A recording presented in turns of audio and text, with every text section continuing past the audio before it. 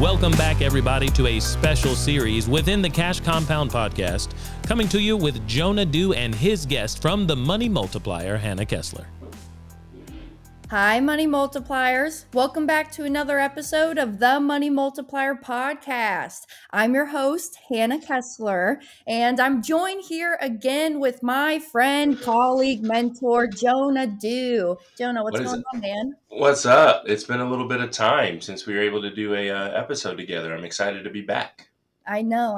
It's just our schedules. I know we were both on the road. So talk to us. You just came back from out of the country. I did. So I did two weeks out of the country.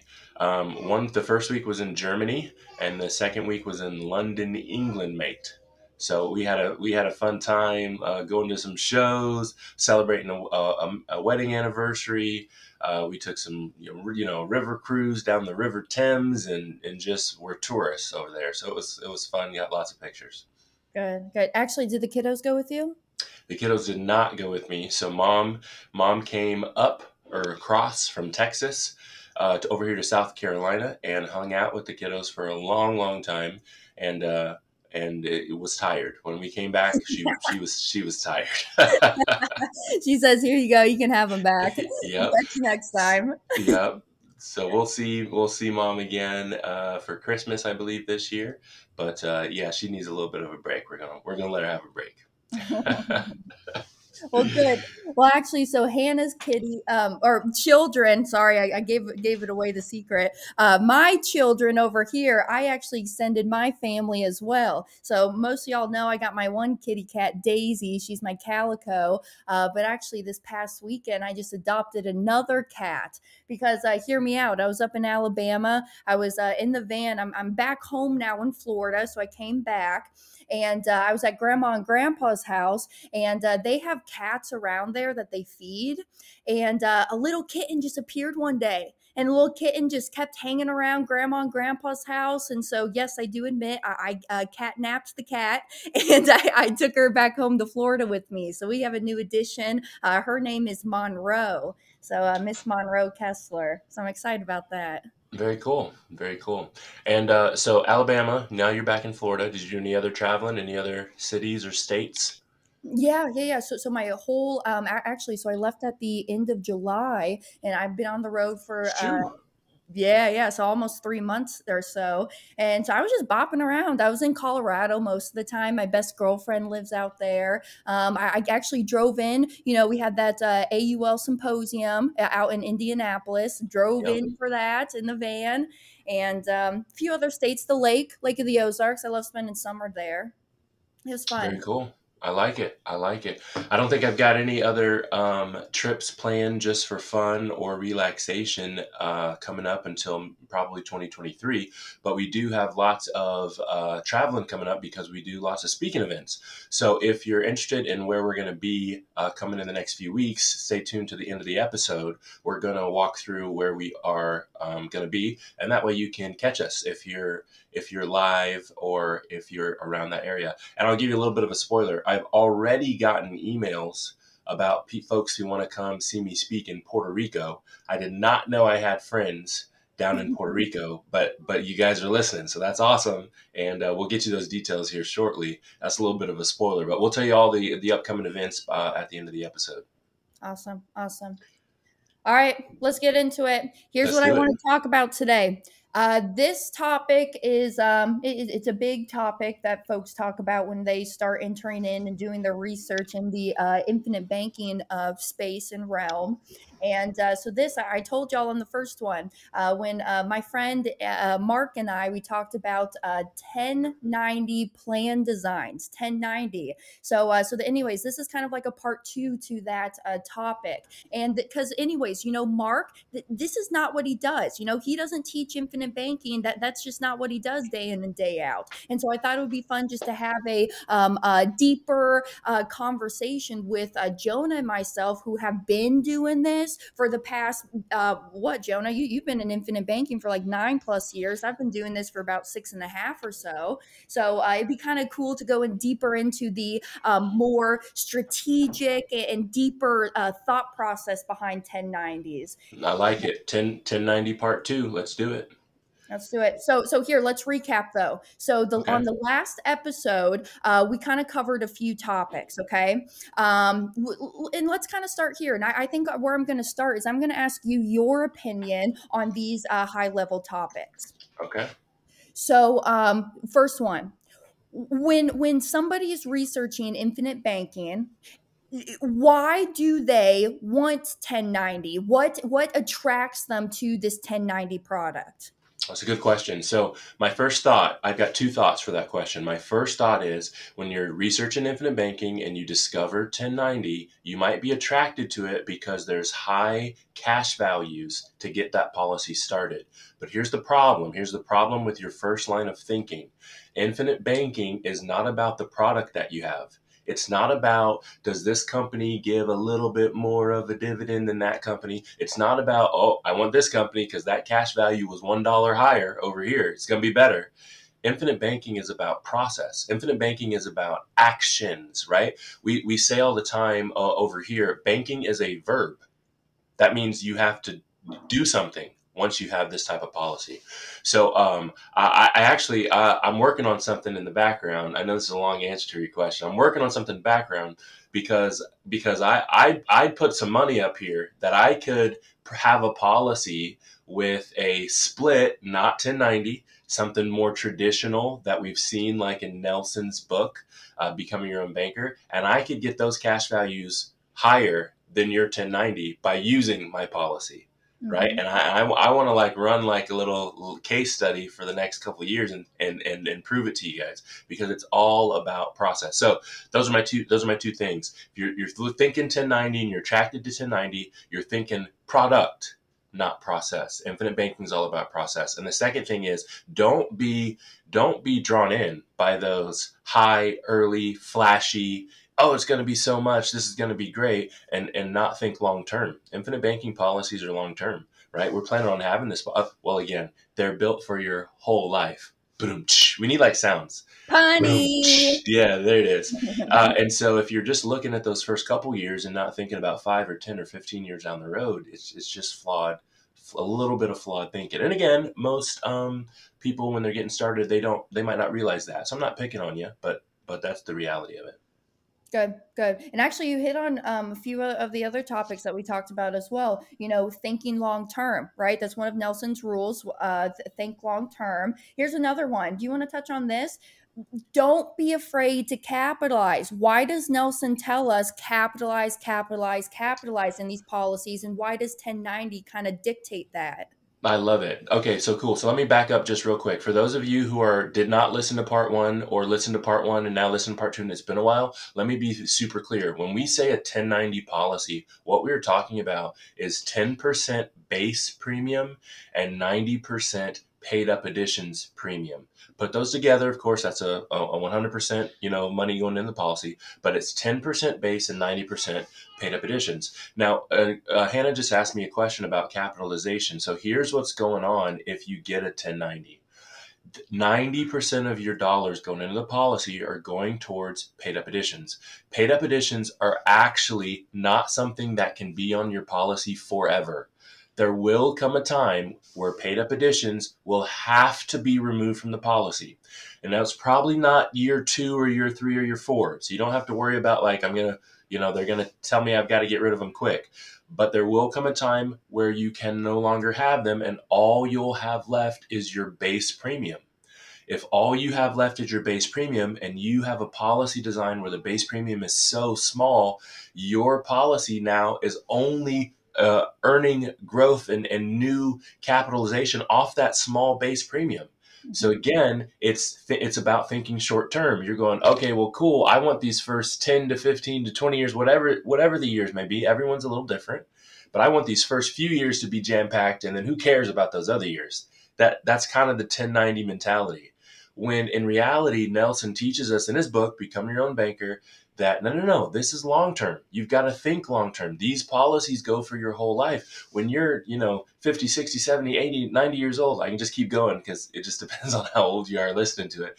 But when you get that of age, you want a policy that's mature, that has been working for the last 10, 20, 30, 40, 50 years. Not that, oh my goodness, we finally got to the golden years of the policy, right? Cash value is just kicking, it's working, I'm making so much off these policies, and then, oh, I've got to drop that thing down to just 10% of whatever my premium was. That's just, again, a little bit like defeating the purpose. I don't know. Those are my 2 cents. What do you think? Yeah, yeah, and actually, it brings me to. I saw a episode here recently where David Stearns. So David Stearns is actually Nelson's son-in-law, and David said something on this episode that sometimes I almost not forget about, but it's in the back of my mind. Where Nelson does teach us as well is that we have to have a place to capture those windfalls in life. We all want to talk about all the negatives, Hannah, I don't think in 10 years from now, I'm going to be making the same amount of money I am today. Well, no, your thinking is so flawed right now. Why would you go through life thinking, Hannah, I'm just doing this because I'm just going to do it for the short term. I'm not here to build my big legacy for myself. No, you want to have a place to capture those windfalls in life, and those 1090 policies, they're just not going to be able to capture all of it. And truthfully, logistically, why? Because then if you dump all of that in, it's going to cause your policy to turn into the MEC status, and now you're subject to tax consequences. Totally defeats the purpose, right? And penalties. Yep. Control and the tax-free growth is honestly my favorite part about the whole process of IBC. I like it. That's a very, very good point. Sometimes that slips my mind as well, just because I haven't gotten to the place yet where I've had some big windfalls, and so sometimes you forget about it. But I agree. I think we both heard a very, very good example at our mastermind event. This was in May of 2020. The gentleman that we invited to come speak, actually out of Canada, was walking us through his policies, and I think since he started his policies, he's had 2 or 3 windfalls. And he's like, you've got to have places to put this money.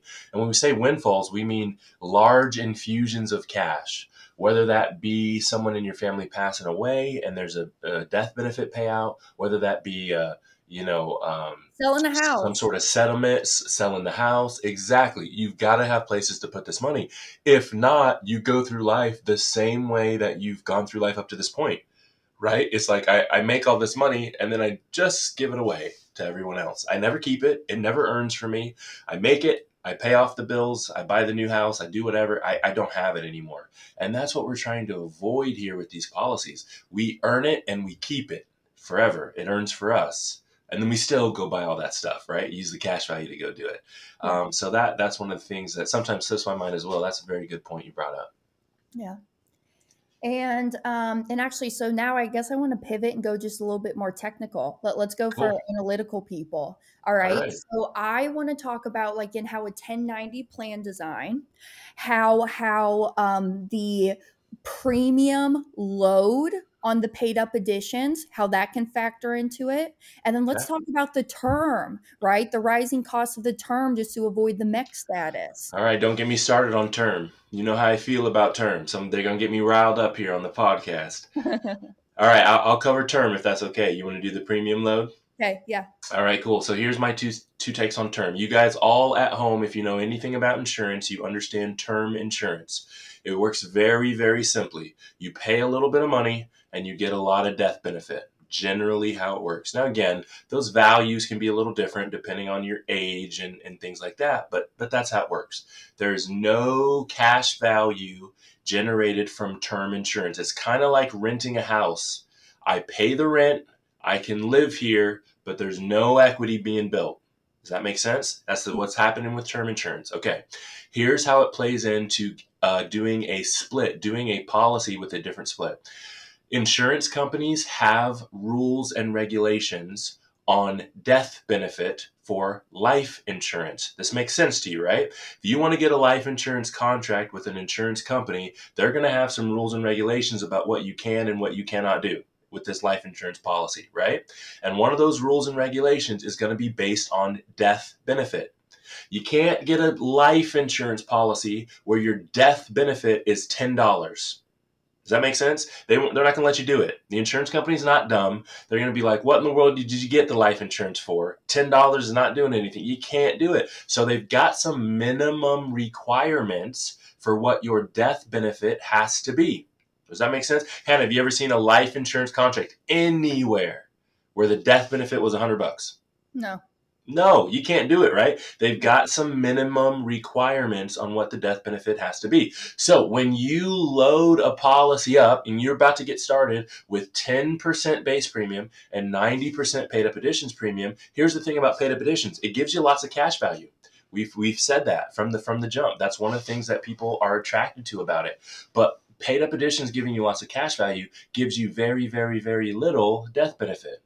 So more often than not, that 1090 policy immediately from the get-go does not meet insurance company requirements for death benefit. So again, I'll ask Hannah a question. Hannah and I design lots of policies. We help lots of people. We use lots of companies, right? I mean, probably like 6 or 7 companies since I've been around working with the Money Multiplier since 2017, and upwards of 5, 6, 7,000 people for sure. So here's my question for you, Hannah. Have you ever designed or did a 1090 policy for someone who requested it? Because we don't do that unless they beg us, right? Mm-hmm. And have you ever done that policy where you did not have to add some sort of term insurance? No. Not once, right? Yeah. Not once. So here's what happens. You get the 1090. It does not meet the requirements. In order to meet the requirements, you now have to buy term insurance on your policy. So this means I'm spending some of the money that could have normally gone into the policy to earn that interest, to earn that dividend, and now I have to spend that on term insurance. Not only do I have to spend it on term insurance, how many of you know that term insurance generally has a term that it's set up for? So that means normally you can't just have it for 6 months and get rid of it. Yeah. You've got to have term insurance for the term, for 7 years, for 10 years, for 15 years, for 20 years, for whatever. You've got this on your policy, and a lot of times it eats away at the cash that could have been earning for you. Just so you can have a little bit of a higher split, a little bit of more money in the first couple years, but still less money in the long term, and still not as much growth in the long term because you wanted the money up front. It just doesn't make sense to me. I'm not a fan, and that's one of the reasons, the term insurance. I actually, to sum it up, I call that the microwave mentality. Honestly, it is.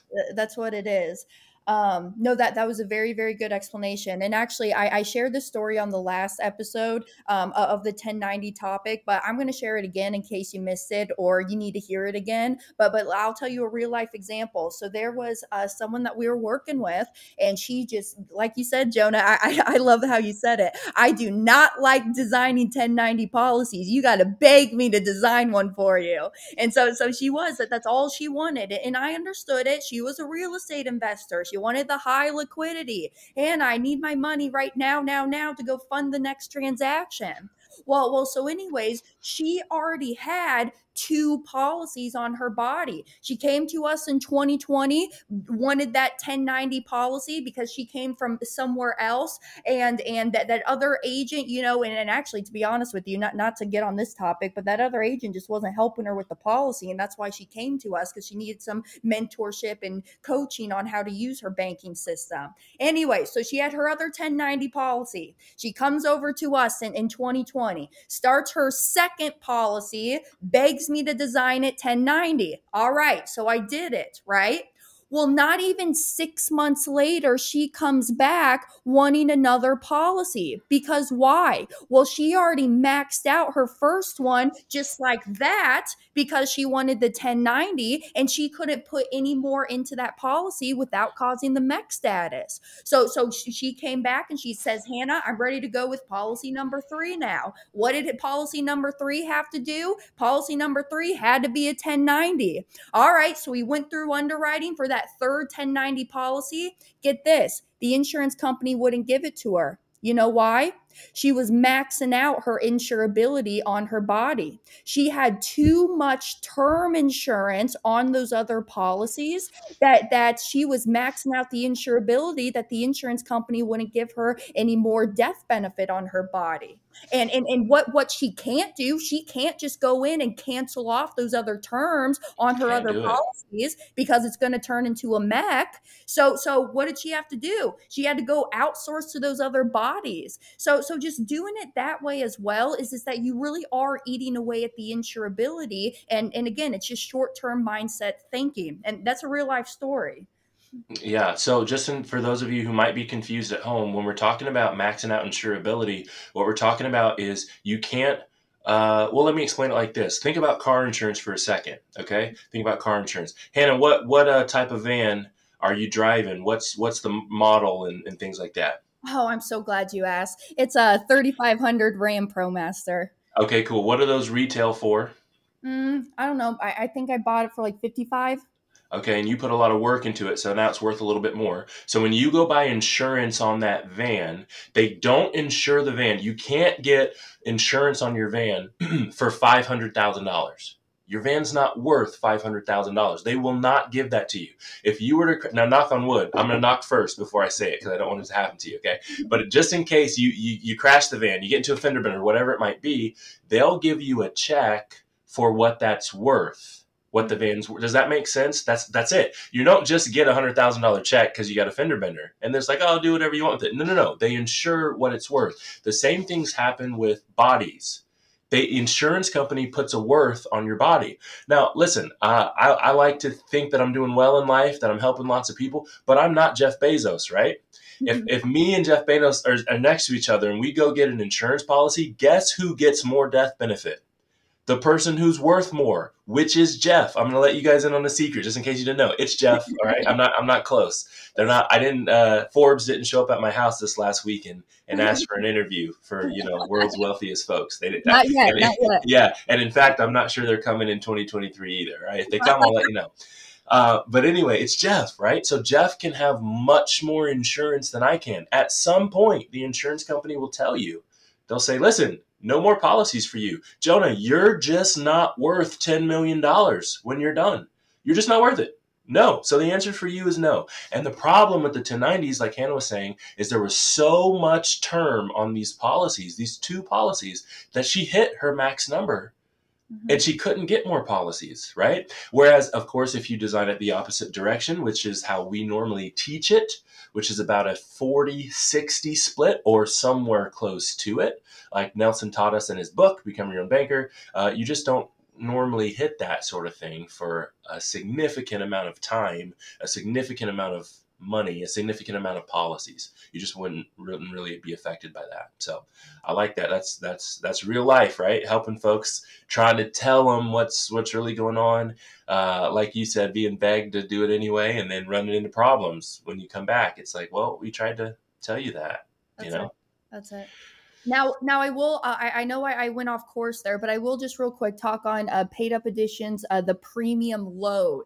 Okay. So, and again, this is more for my analytical people. It's really not, it's not crucial to know this information to understand the infinite banking concept, but it's there. And I just want you to have the information.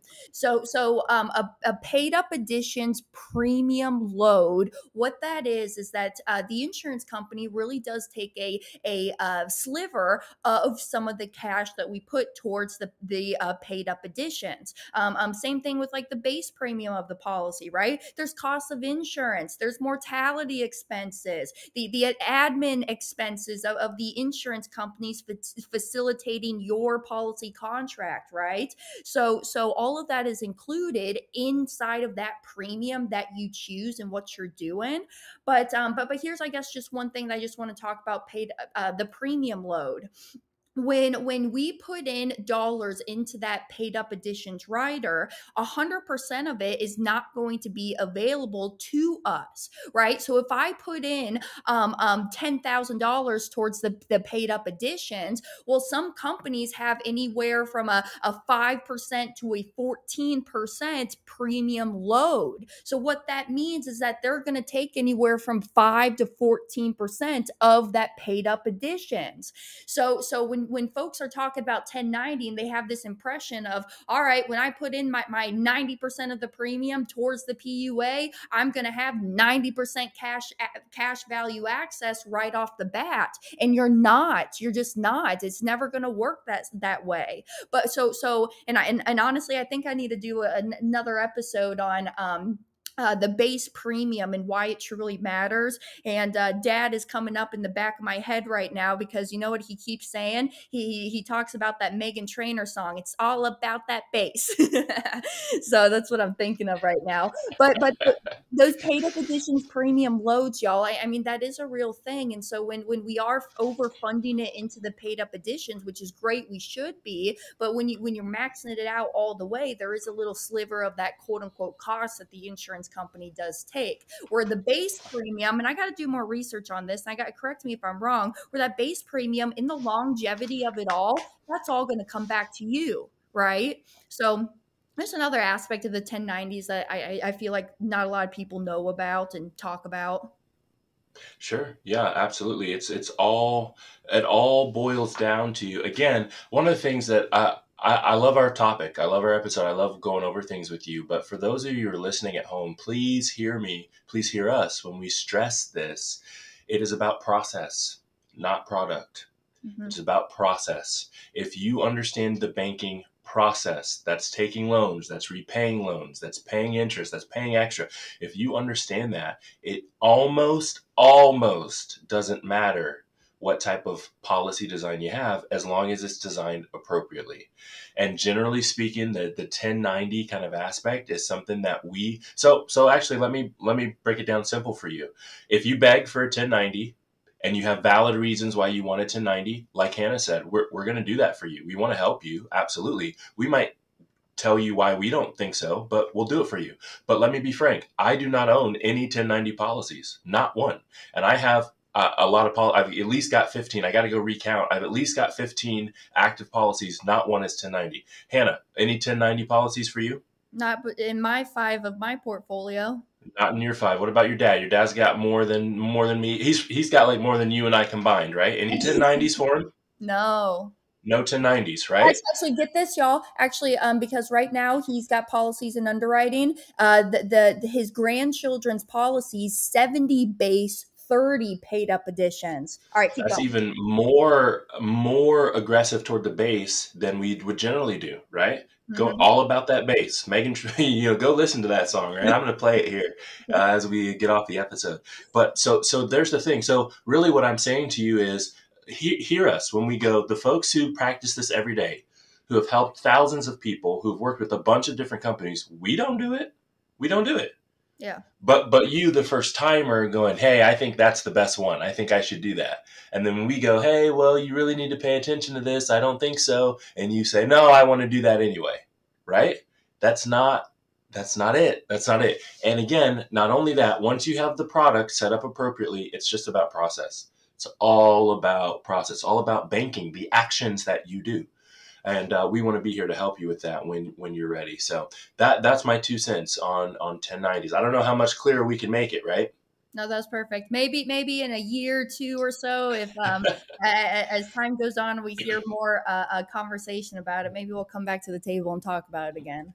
There it is. I like it. Okay, before we wrap up the episode, we promised them we'd talk a little bit about the events that we've got coming up. So I believe on your platform, the Money Multiplier podcast platform, this should go live right at the end of October. So let's talk about November. Let's talk about November events. What you got, Hannah? Anything on your schedule? Yeah, so actually, so November's really just one event because we're kind of taking it a little bit easy in November. We're going to go up to Texas and see the grandparents. But in November, there's the Ohio RIA. It's in Mason, Ohio. It's actually at the Great Wolf Lodge, but that's November 3rd to the 6th. And I'm going to be there all weekend, all weekends long. I'll have a booth set up there. So come out and come see me. Mason, Ohio, November 3rd to the 6th. I love it. We actually do have a few more events. November 17th, myself, Jonah, will be in Puerto Rico. And you'll have to forgive me. I don't know what part. I've never been to Puerto Rico before, but they asked me to come speak, and I'm coming. So, and again, I've already had people reach out and ask about the details. As I get the details, I will let you guys know. That's November 17th. On November 21st, one of our colleagues, Chris Noggle, is going to be in Wisconsin. That is Rothschild, Wisconsin on November 21st. That's the Monday before Thanksgiving. So hopefully we got to call him and tell him, hey, listen, after that event, go home, right? Go home. So spend some time with your family. This will be very fun. And there's one more event, but you'll have to forgive me. I don't have the details on it just yet. It is in Greenville, South Carolina. It's a real estate event that we are speaking at. That's actually my brother, Jeremiah Dew, is going to be speaking at that. Again, it's all about banking, but it's a real estate sponsored event. And I believe it's the 11th, but you'll have to let me double check you on that. Next episode, we'll clarify it for sure as we get closer. So if you're in any of those cities, if you're in any of those states, if you're close and want to come hear us and come talk and come ask your questions, please come on by. We'd love to chat with you. That was good. Well, welcome back, Jonah. It was good chatting with you today. Hey, thanks. No problem. All right.